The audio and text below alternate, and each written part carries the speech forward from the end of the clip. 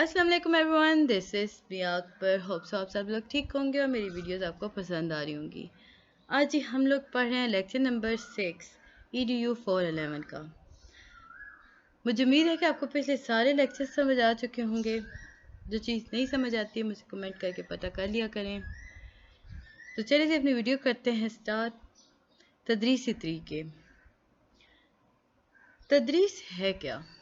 तदरीस जो है वो अरबी ज़ुबान का लफ्ज़ है, याद रखें। तदरीस जो है वो अरबी ज़ुबान का लफ्ज़ है जिसकी मानी है इल्म देना या मुंतकिल करना।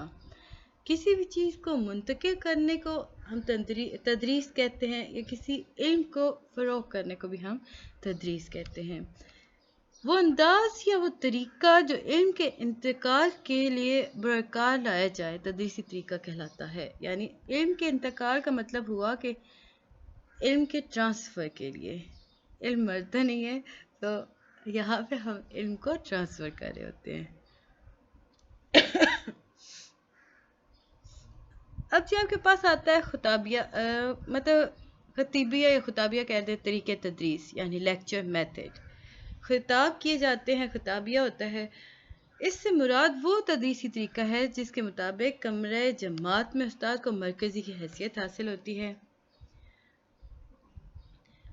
अब इसकी खसूसियात क्या हैं? इसमें होता क्या है कि उस्ताद जो होता है वो मरकज़ी हैसियत जो से हासिल होती है, तो वो ज़्यादा से ज़्यादा दारोमदार क्लास होती है, उस्ताद पर कारी होती है। वो जो चाहता है, जिस कदर चाहता है, पढ़ा देता है। यहाँ ये बात वाज़ेह रहे कि जो चाहना और जिस कदर चाहना से मुराद हरगिज़ नहीं, हरगिज़ ये नहीं है कि मौलम जो है वो निसाब की हदें फलांग सकता है।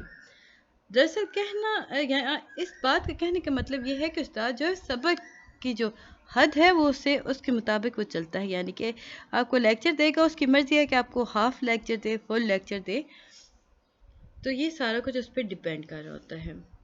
तलबा जो होते हैं वो सिर्फ सुनने का काम कर रहे होते हैं, कोई सवाल नहीं कर सकते, मतलब कोई इसमें इजाफा नहीं कर रहे होते। इसके फ़वाइद क्या हैं? मौलम जो होता है वो वलवला अंगेज़ अंदाज में मौजूद में दिलचस्पी पैदा कर सकता है, बाइस बन सकता है। बहुत सारे ऐसे, अब ये जैसे कि ये आपका लेक्चर है, काफ़ी ज़्यादा मतलब खुश्क मौज़ूआत हैं, यानी बोरिंग लेक्चर्स हैं। तो इन्हें हम, अगर मैं इसे बहुत शॉर्ट कर देती हूँ, मैं इसमें बातें ऐड कर रही हूँ, तो वो एक एक दिलचस्पी का अंसर आ रहा है ना, आप लोग सुन रहे हो, आपको समझ आ रहा है। हम फजूल चीज़ें छोड़ते जा रहे हैं, पेपर रिलेटेड बात कर रहे हैं, तो इस तरह हो क्या रहा है कि आप आसानी से पूरा पेपर अटेम्प्ट कर लोगे इसके बाद। अब इसके नुकसानात भी बहुत सारे हैं। तालीमी अमल में ना ये बहुत ज़्यादा मुतासिर करता है। देखें, जब मौलम जो है वो अपनी क्लास में बात कर रहा है ना, बात की, कंप्लीट किया, लेक्चर दिया और चला गया, फीडबैक नहीं लिया। अब बच्चे की जो फीडबैक देने का प्रोसेस था वो कमज़ोर हो गया। उस्ताद तो है वो पढ़ा रहे, उसे ये नहीं पता चल रहा कि आया सब बच्चों को इस बात की समझ आ रही है या नहीं। तो ये सारे इसमें काफ़ी ज़्यादा नुकसानात होते हैं। ये जो तरीका है ना, ये कमज़ोर मुकर्रीन के लिए नाकाबिले अमल है।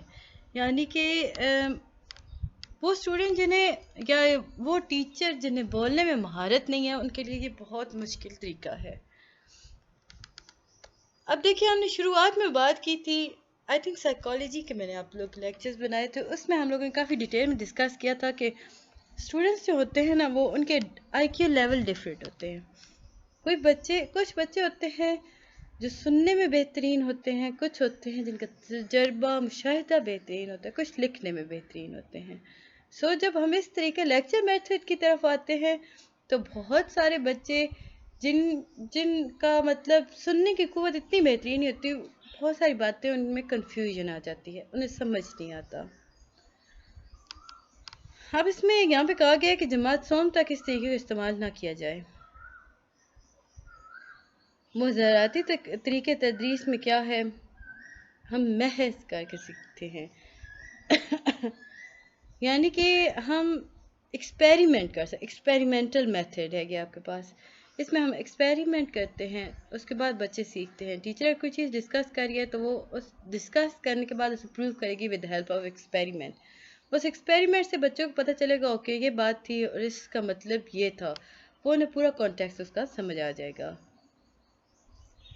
آگے بڑھنے سے پہلے کائنڈلی میرے چینل کو لائک اور سبسکرائب ضرور کر دیا کریں. جو لوگ نئے آئے ہیں پلیز کر دو, جو پرانے ہیں جنہوں نے نہیں کیا سبسکرائب تو پلیز کر دیا کریں. ویڈیو کو اینڈ تک دیکھا کریں تاکہ آپ کو ہر چیز کلیئر ہو سکے. اس میں آپ کوئی فضول بات نہیں کر رہے ہوتے, پیپر ریلیٹڈ بات ہو رہی ہوتی ہے. منظم طریقہ. اب مظاہراتی طریقہ جو ہے وہ انتہائی منظم نوعیت کا تدریسی طریقہ ہے. اب اس میں ترتیب دی جاتی ہے کہ معلم جانتا ہے کہ کس طرح مختصر وقت میں تمام مراحل کو طے کرنا ہے, کتنی سرگرمیاں کرنی ہیں, بچوں سے کس قدر بات کرنی ہے اور انہیں کس طرح سمجھانا ہے. تو یہ ساری باتیں ٹیچر کو پتہ ہوتی ہیں. یہاں پہ آپ کو کچھ بتایا گیا کہ وقوفی یا معلوماتی اسباق میں ہجے سکھانا, قواعد کا علم یا عبارت آرائی پر عبور شامل ہے. ذوقی اور استحسانی اسباق میں نظم و نسق کے اسباق تدریس ہوتی ہے. یہ آپ کے ایم سی کیوز میں تھا تو ہم سمپل اس کو ایم سی کیوز ہی کی طرح لے رہے ہوتے ہیں. اب جماعت کی اگر ہم بات کریں تو تمام طلباء کو مظاہرے میں شامل کرنا ممکن نہیں رہتا, کیونکہ بہت سارے اسٹوڈنٹس ہوتے ہیں ایک کلاس کے اندر, تو ہر ایک کو ڈفرینٹ پریکٹیکل تو نہیں کرایا جاتا نا. گروپ نہ دیے جاتے ہیں, ان گروپ میں بچوں کو اوپر ہوتا ہے کہ وہ کس طرح اسے کیری کرتے ہیں. کمزور بچوں کو مشق کے مطلوبہ وقت میسر نہیں آ پاتا. تو یہ تھا جی لیکچر نمبر 6. جلدی سے لیکچر نمبر 7 بھی دیکھ لیتے ہیں. مجھے امید ہے کہ آپ کو 6 سارا سمجھ آ گیا ہوگا, اس میں اور امپورٹنٹ کچھ بھی نہیں تھا.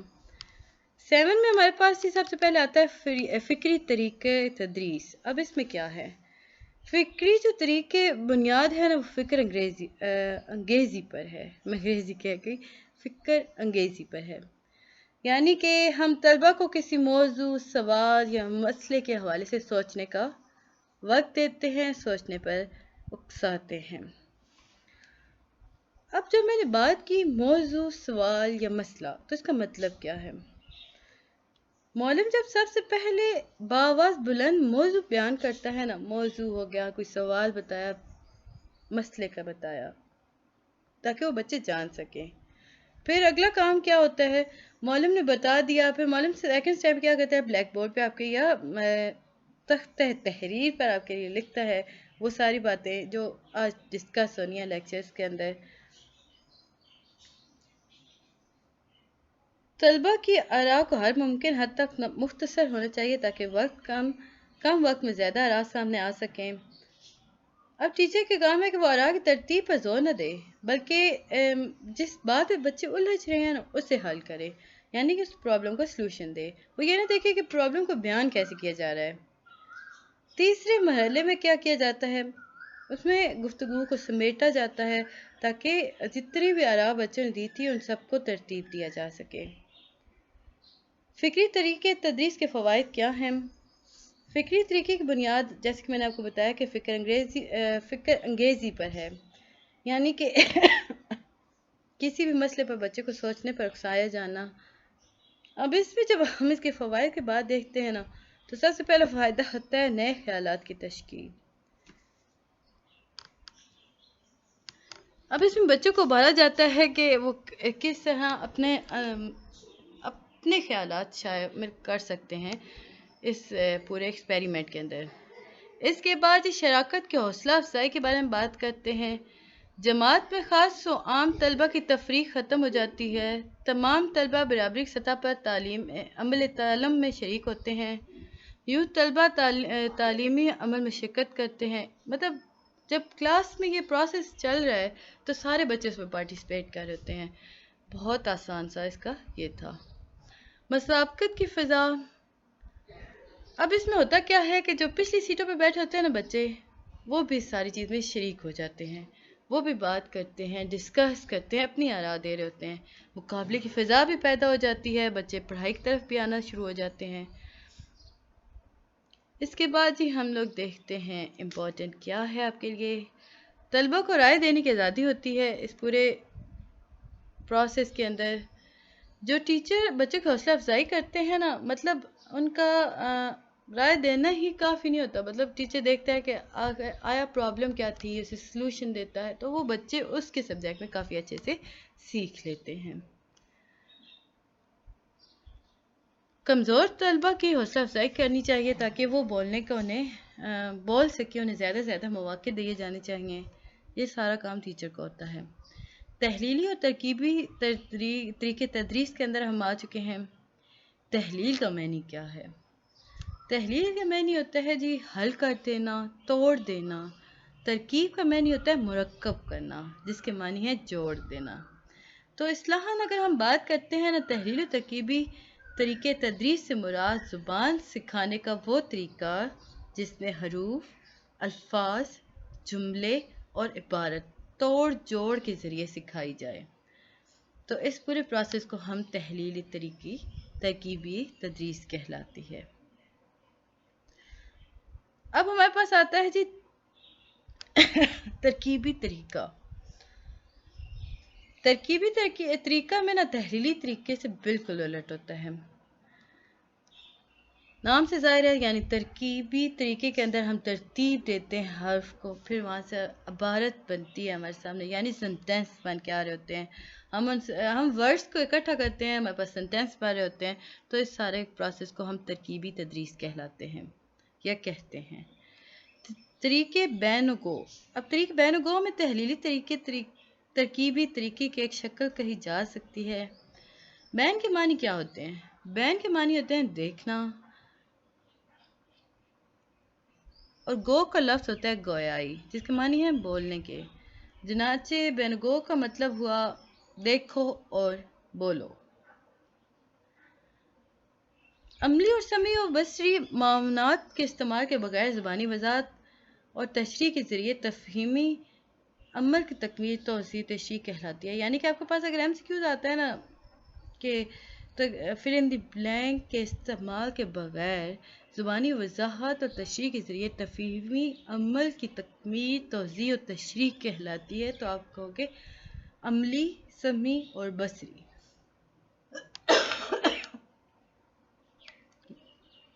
ایک تو میرا ہی گلا ہی نہیں ٹھیک ہو رہا آج کل تو۔ سبق کی تقسیم، اس میں آپ کے پاس آتے ہیں کچھ نکات ہوتے ہیں۔ آپ فار ایگزامپل سبق کو تقسیم کرتے ہو، الفاظ معنی کی وضاحت کرتے ہو، بلیک بورڈ کا پراپر یوز کرتے ہو۔ اجزاء کی تشریح کے اندر اگر ہم دیکھیں نا تو منتخب جز کا پہلے آسان لفظوں میں خلاصہ پیش کیا جاتا ہے۔ یعنی کہ آپ کسی چیز کو ڈیفائن کر رہے ہو، فار ایگزامپل کسی شعر کو آپ ڈیفائن کر رہے ہو، تو سب سے پہلے آپ اس میں سے الفاظ معنی نکالو گے، مختلف مشکل الفاظوں کے آپ سمپل معنی دو گے، پھر اس کے بعد آپ اسے ڈسکس کرو گے with respect to that simple sentence, simple word۔ تو اس کے بعد ہم مشکل کی طرف جائیں گے۔ یعنی شاعر فار ایگزامپل اب کوئی بھی آپ کے پاس شعر ہے، آپ اس میں اردو میں لکھتے ہو کہ شاعر اس شعر میں یہ کہنا چاہتا ہے، اب یہ کہنا چاہتا ہے وہ آپ اپنے ورڈنگ میں لکھو گے۔ بٹ اگر آپ پراپر ورڈنگ میں لکھو گے کہ تو آپ کہو گے شاعر کے شعر میں یہ کہنا مقصود ہے، یا وہ یہ کہنا چاہتے تھے کہ، اب یہاں پہ آپ مختلف مشکل الفاظ واپس لے کے آتے ہو۔ تو یہ سارا پروسیس اس کے اندر ہوتا ہے۔ طریقے ترجمہ، اصطلاحاً ترجمہ ایک زبان کے متن کو دوسری زبان میں منتقل کرنے کے عمل کو کہتے ہیں۔ طریقے ترجمہ کسے کہتے ہیں؟ ایک زبان کے متن کو دوسری زبان کے متن منتقل کرنے کو یا ٹرانسلیٹ کرنے کے عمل کو ہم طریقے ترجمہ کہتے ہیں۔ اب یہاں پہ آپ کو ایک بہت بچوں والی یہاں ڈیفینیشن ایگزامپل دے دی گئی تھی کہ آپ فرض کرو بچوں کو سکھانا چاہتے ہو انگلش میں کہ مختلف اشیاء دکھا کرنا کہ انہیں کیا کہتے ہیں۔ اب آپ نے اسے بکری دکھائی، تو آپ نے اردو میں لکھا بکری، آپ نے رومن رسم الخط کے اندر لکھا بکری، BAKRI، تو یہ بکری تھا، بچوں کو پتہ چل گیا دو یہ ہے۔ پھر اس کے بعد آپ اسے انگلش میں گوٹ لکھ دیتے ہو تو وہ اسے سارا کلیئر ہو جاتا ہے۔ تو یہ تھا جی لیکچر نمبر 7۔ مجھے امید ہے کہ آپ کو سمجھ آیا ہوگا اور پسند بھی آیا ہوگا۔ ملتے ہیں نیکسٹ ویڈیو میں، تب تک کے لیے اللہ حافظ، بائے بائے۔